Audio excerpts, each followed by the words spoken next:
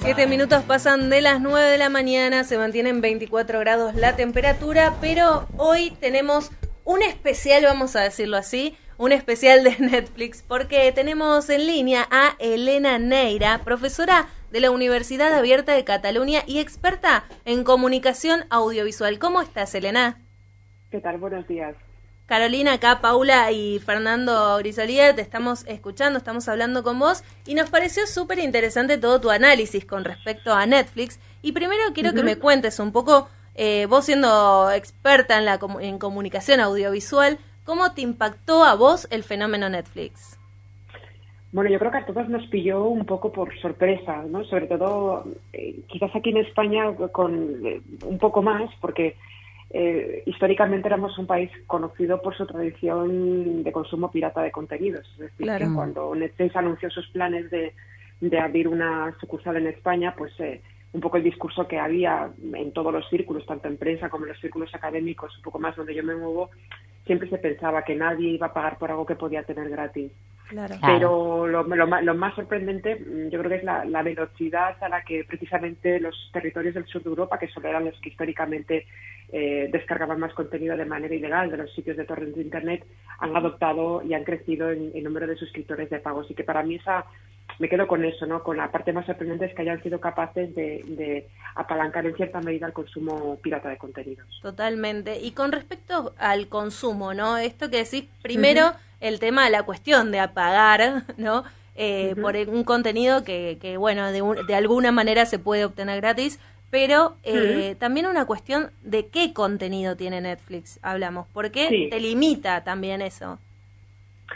A ver, el contenido, Netflix ha ido cambiando estratégicamente su línea editorial de contenidos. Sí. Netflix empezó como un simple agregador de contenido de terceros en el que compraban los contenidos tanto de DVDs como de contenido digital, claro, para incorporarlo dentro de su catálogo. Lo que ocurre es que allá por 2013 es cuando empieza a hacer sus primeros pinitos con la producción original. Y la producción original con Lilyhammer, que fue el primer original de Netflix, y luego con House of Cards, que es el más popular, empezó digamos que a hacer lo que se llama estos contenidos de laboratorio, es decir, utilizando todo este Big Data y todo este conocimiento tan exhaustivo que tenía de su audiencia para diseñar programas que se ajustasen muy bien a esos espectadores. Claro.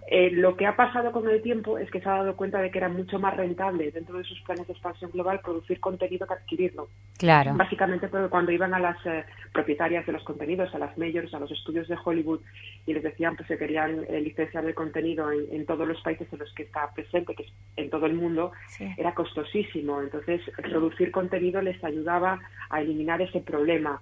Y además, producir contenido lo que le ha permitido es que el catálogo sea cada vez más uniforme por países. Eso les permite recomendar contenido no solo por país, sino recomendar contenido entre países. Al final esto es lo que ha alumbrado fenómenos globales como, por ejemplo, vosotros lo sabéis muy bien, el fenómeno de La Casa de Papel, que es una serie española que pasó por la parrilla de Antena 3 con más pena que gloria, y que en el momento en el que se incorporó a Netflix se convirtió en todo un fenómeno en países con una tradición cultural tan distinta como Argentina, como Turquía, como el Reino Unido, como Alemania, es decir... Sí, fue más exitosa fuera de España, digamos. En España tuvo una segunda oleada de éxito, pero en el origen, en el momento en el que se estrenó aquí en España en televisión, no fue una serie particularmente exitosa, pero que no tuvo solo que ver la serie, sino tuvo que ver también el modelo de emisión que se emitía por la noche, con publicidad, una emisión semanal y no dentro del modelo del binge por el cual es tan popular Netflix. Claro, totalmente. Y también esta cuestión, ¿no?, de unir los países y de las recomendaciones de Netflix, porque vos decías que, por ejemplo, La Casa de Papel tuvo, digamos, un paso por el canal de España sin pena ni gloria, como diríamos acá, pero se reinventó. Y Netflix también lo que tiene es una cuestión publicitaria importante, ¿no? Que también lleva al usuario un poco a ver lo que quiere que vea. Sí, a ver, Netflix lo que ha creado ha creado muchas palancas de marketing para impulsar el consumo. Hay una parte del tipo de marketing que hace y una parte de conversación social que cuida muchísimo y que les funciona muy bien. Si tú estás conectado a Instagram, a Twitter, más o menos con un círculo de personas que les gusten las series, te darás cuenta de que son capaces de convertir programas de televisión suyos en tendencia muy rápido. Claro. Lo que pasa es que también existe un tipo de recomendación interna, y es todo este sistema que les permite, toda la arquitectura de algoritmos que le permite, con todo lo que sabe de los usuarios, cómo colocar delante de los usuarios que tienen que ver un programa, colocárselo justo delante cuando entran. Y aparte colocárselo de una manera muy apetecible y bajo distintos reclamos. Es decir, un programa, por ejemplo, como House of Cards, por tomar el mismo ejemplo que os mencionaba antes, tú solo puedes vender a una persona a la que le gusta la intriga política, pero a lo mejor también le interesa a una persona no especialmente interesada en la intriga política, pero a la que le gusten los personajes femeninos fuertes. Claro. Entonces Netflix juega con eso, te cambian las interfaces de los contenidos, te lo cuelga bajo distintas categorías para que aquello que cree que te va a llamar la atención sea lo que resuene más poderosamente cuando tú entras a la plataforma. Sí, está la parte donde dice, porque viste tal serie, te recomendamos ver las que son como parecidas. Ese es el algoritmo más tradicional, ¿no? Igual que cuando tú entrabas en Amazon y te decía, por los clientes que han comprado eso también compraron esto. Claro. Pero el hecho de crear estas categorías personalizadas tan específicas como puede ser pues historias sobre familias desestructuradas o películas para olvidar a tu expareja o dramas con un personaje femenino muy sólido o thrillers trepidantes. Todas estas categorías de géneros ayudan también a centrar un aspecto muy determinado de un contenido. Es decir, cada contenido puede caer virtualmente en decenas y decenas de categorías. No es la clasificación tradicional de drama, comedia, thriller, terror, documental, independiente. Es decir, digamos que tiene cerca de 80.000 microgéneros Netflix. Claro. Y el contenido puede caer en cada uno de esos géneros. Por algún lado, claro, te lo va a sugerir por algún lado. Exactamente. A lo mejor no te llama la atención que sea una película galardonada, pero sí te llama la atención que sea una película para sentirte bien. Claro. A lo mejor el Oscar, que haya ganado un Oscar no te llama nada la atención, pero a lo mejor una emoción sí que te llama la atención. Claro. Esa es la manera que tiene Netflix de recomendar. Sí, porque además te pone claramente en números, tienes el 98% de compatibilidad o coincidencia, y vos decís, pero... para un poco. Claro. ¿Cómo sabes tanto? ¿No? Sí. Es todo un tema eso. Y aparte... También ahora está el tema de la adicción a las series, que vino un poco con esto de Netflix, de el tema de las publicidades, de digamos, tenerlo a disposición cuando puedas y donde quieras. Y esto también, ¿cómo afecta o cómo crees que afecta, ¿no?, a la diaria de las personas esta suerte de adicción que se creó en Netflix? A ver, claro, todo el tema esto de la adicción me parece que es bastante injusto, ¿no? Atribuirle a Netflix la única responsabilidad de que nos hayamos vuelto adictos a las series. Claro. Es verdad que Netflix lo que ha hecho ha sido simplificar muchísimo que podamos verlas. Claro. Las podemos empezar a ver en nuestra casa en la televisión por la noche, terminarlas en la tableta cuando nos vamos a la cama y continuar viéndolas en el móvil de camino al trabajo. Entonces es mucho más fácil ver series. Aparte, ya no están sometidas al rigor de una emisión semanal como ocurría antiguamente, aunque aún todavía sigue ocurriendo, pero tú ahora tienes todos los capítulos de golpe y tú decides, ¿no?, dónde termina tu sesión de entretenimiento, ¿no? Tú eres el que controla la sesión de entretenimiento y el número de horas que va a durar. Sí que es verdad que lo que se empieza a observar es que está teniendo efectos cognitivos reales y también efectos psicológicos y sociológicos. Efectos cognitivos en la medida en la que se cimenta peor el recuerdo, porque consumimos muy rápido. Entonces, el tipo de recuerdo que nosotros tenemos de las series cuando las consumimos en maratón es diferente a cuando las vamos reposando semana a semana. No quiere decir que las recordemos mejor, sino que las recordamos de manera distinta. Y sí que es verdad que si tú le preguntas a un usuario de Netflix cuáles son las series que vio este mes, te dirá cuáles han sido, pero si le preguntas una serie que vio en verano no se acuerde, porque la rotación es tremenda y un nuevo fenómeno reemplaza al anterior. Desde el punto de vista psicológico, un compañero de la universidad, experto en neurociencia, la adicción también está muy vinculada al tema que ocurre de alguna cosa muy habitual en el caso de las redes sociales, y es que cuando nosotros vemos series, nuestro cerebro segrega dopamina, que es un tipo de neurotransmisor que está directamente relacionado con el placer, con la gratificación instantánea, con una satisfacción, con una plenitud. eso, frente a la serialización semanal, está afectando también a la manera que nosotros tenemos de demorar la satisfacción y de buscar la gratificación a medio plazo, sino la gratificación inmediata. En el caso sociológico, también hay expertos en la materia que lo que dicen que se está produciendo es en los casos más extremos, ¿no? Sí. Nos hemos tan imbuidos por la historia, tan inmersos en la historia, que incluso, evidentemente, aparte de conductas habituales, pues de aislamiento. ¿Quién no se ha quedado alguna tarde ha preferido quedarse en casa en una serie que salir con sus amigos, ¿no? Sí. Totalmente.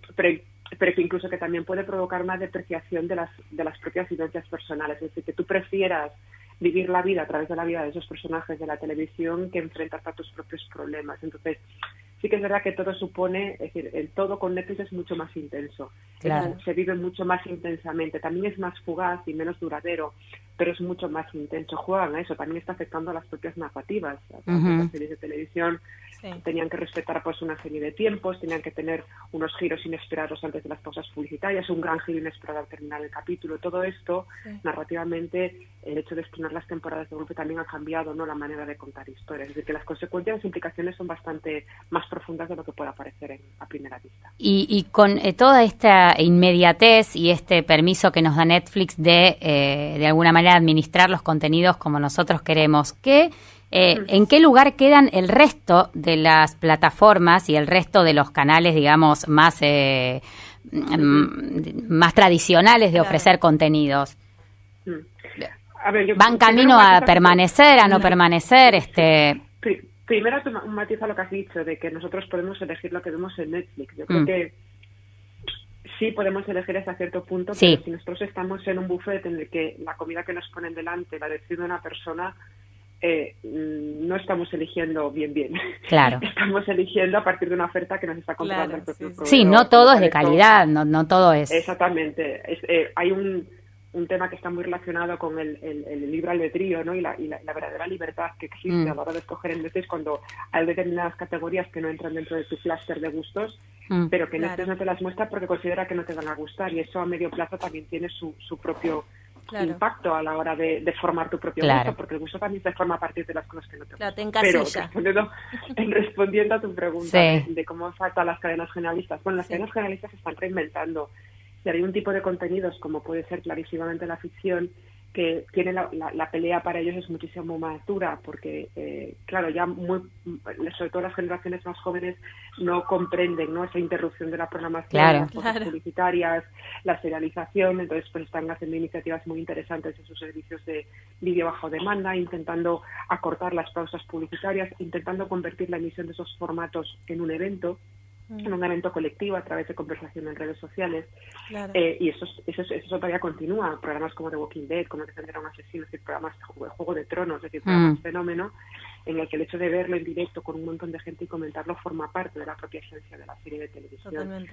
Yo creo que las televisiones cada vez tienen más claro que necesitan trabajar en otro tipo de formatos en la que el directo es algo consustancial a los mismos. Es decir, un contenido bajo demanda tiene su razón de ser, pero desde reportajes, desde encuentros deportivos, es decir, hay una serie de contenidos en el que el directo manda, y el directo es la propia esencia de lo que el usuario está viendo. Y las televisiones están especializando en eso. Pero hay un tipo de contenido que la demanda le ha asestado un golpe de muerte, y probablemente, si analizamos las parrillas los próximos años, veremos que los contenidos de ficción cada vez irán teniendo una presencia más testimonial, cuando en tiempos una serie o una película era el formato estrella del prime time de la cadena de cualquier país.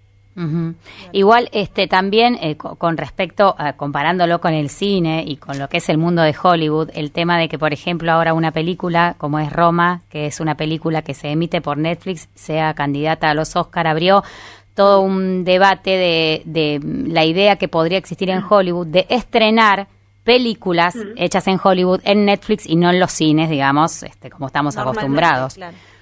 Sí. A ver, yo creo que Netflix ha tenido varios reveses. El de Roma, desde luego, ha sido un triunfo. Es una película muy especial, que me parece una auténtica maravilla. Yo creo que no todo el mundo pensaba que iba a tener la acogida que ha tenido a nivel de galardones. Ha sido la primera película con la que el estreno en salas de cine en varios países con anterioridad al estreno en la plataforma se ha producido, es decir, Netflix la película tuvo un recorrido de 2 semanas en cines, en un estreno muy limitado antes de estrenarse en la plataforma, es la primera vez que lo ha hecho. Pero la política de Netflix siempre ha sido que con películas estrenarlas siempre simultáneamente en su plataforma. Lo intentó hacer en el Festival de Cine de Cannes y digamos que en Cannes ya se ha establecido como requisito imprescindible que una película respete la moratoria de los 36 meses antes de pasar a un servicio de suscripción.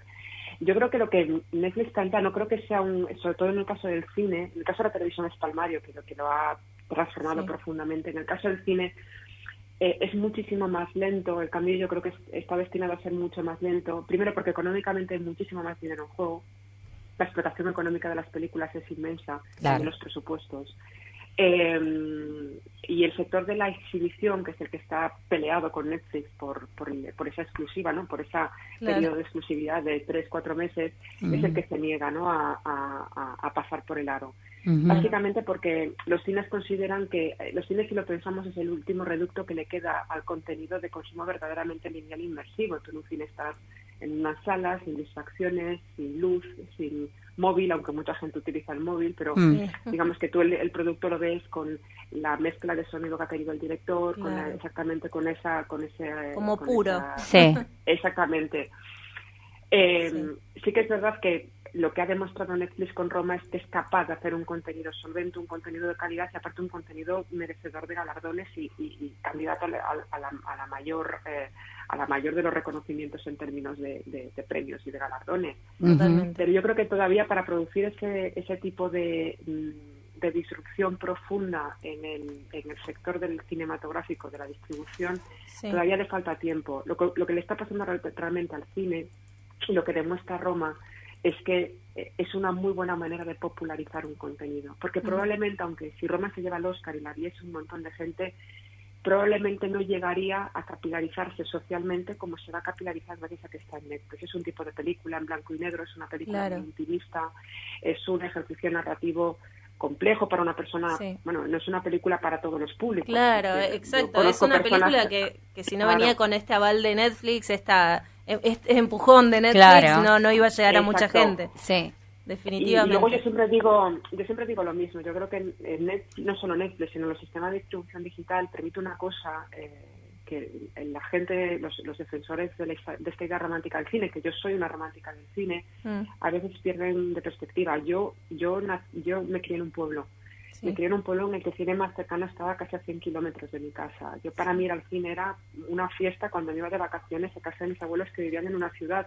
Pero para mí ir al cine era un acto imposible. Es decir, sistemas como Netflix lo que han permitido es democratizar el acceso al contenido, que no te tengas que esperar tantísimos meses para ver una película de estreno.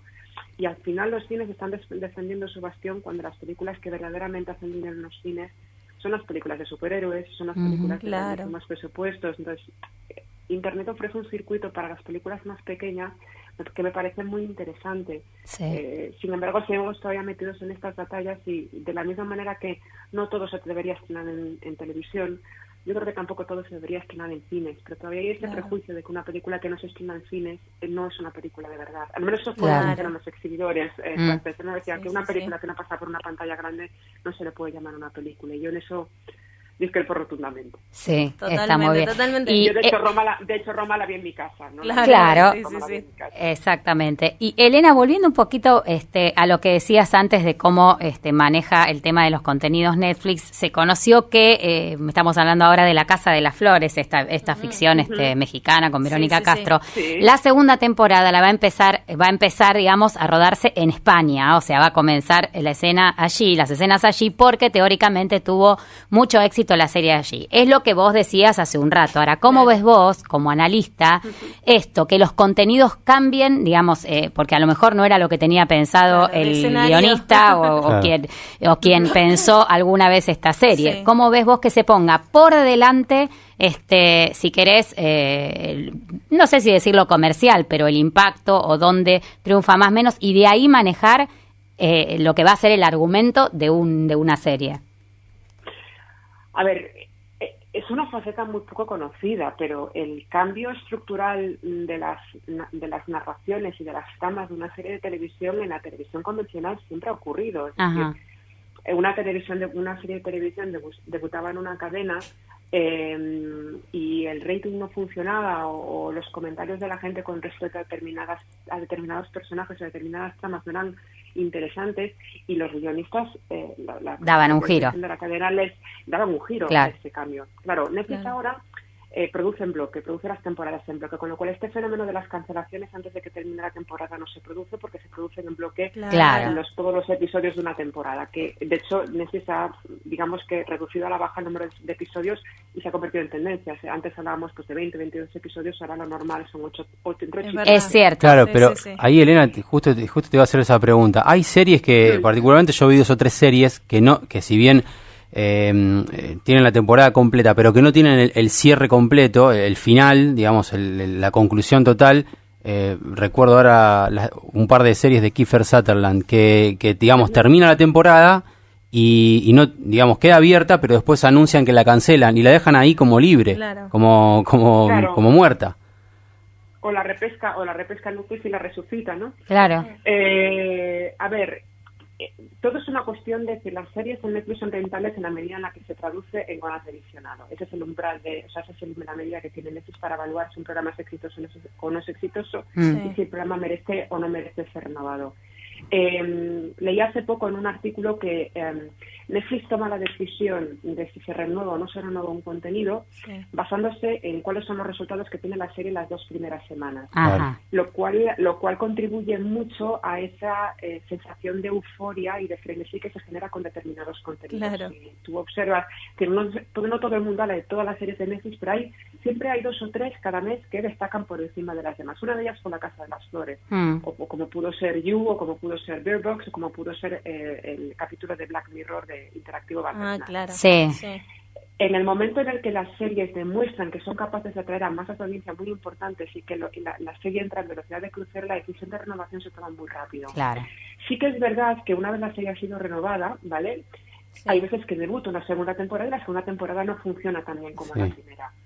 Y eso es bastante obvio. Yo creo que la manera en la que Netflix es capaz de erosionar sus propios productos es bastante obvia. Yo creo que todavía no he visto una serie de Netflix que haya soportado bien el paso del tiempo.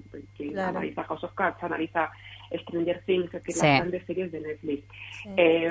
Creo que le va mucho mejor con el formato miniserie que con el formato de serie de televisión. Cada serie es un poquito peor en calidad, sobre todo porque si te das cuenta, o al menos esto es una opinión completamente personal, yo creo que las series a medida que van pasando las temporadas dejan de ser innovadoras, dejan de sorprenderte, digamos que se vuelve todo un poco más de lo mismo.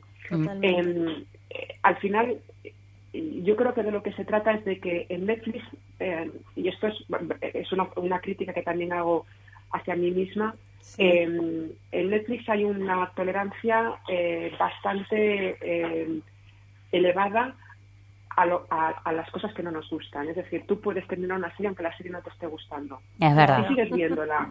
Como no tiene ningún coste económico ni ninguna implicación, no se puede, mientras tanto ves tu móvil o lo que sea, pero bueno, ya está. Sí, además las otras están ahí esperándote, las podés ver después, no pasa nada. Claro. Lo que pasa es que Netflix lo monitoriza y probablemente verá que a lo mejor si los 3 primeros episodios son muy buenos, hay un pico de consumo muy bestia al principio y que luego la intensidad del consumo se va reduciendo a medida que va pasando la serie. Totalmente. Entonces, sí que es verdad que sí que afecta a la manera en la que cuentan, porque evidentemente toda la información que tienen, porque la gente consume conectada, toda esa información la tienen muy presente a la hora de diseñar programas, pero sí que es verdad que no es una práctica que no hagan otros agentes del audiovisual, es algo que se ha venido haciendo constantemente y de hecho incluso los estudios de Hollywood hacen screenings con público de películas para hacer un determinado montaje y en función de lo que les dice la gente pues la montan de otra manera o la venden de otra manera. Es decir, intentar buscar fórmulas para aproximar o acercar un contenido al público cambiando cosas estructurales es algo muy habitual dentro de la industria del entretenimiento. Vuelvo a decir, es por un tema económico. Claro, totalmente. Cambia un montón. Y Elena, te hago una última pregunta. Antes que nada te agradezco mucho esta comunicación. Pero quiero preguntarte, ¿cuál es tu serie favorita de Netflix? Claro. O un top 3, ¿no? Porque es difícil. O un top 3, claro. Un top 3. Mi top 3 de Netflix. Sí. Originales de Netflix, Las que original, Las que Me haya lo visto pones ahí muy vos y que digas, Es un bueno, aprieto. la vuelvo a ver. es complicado.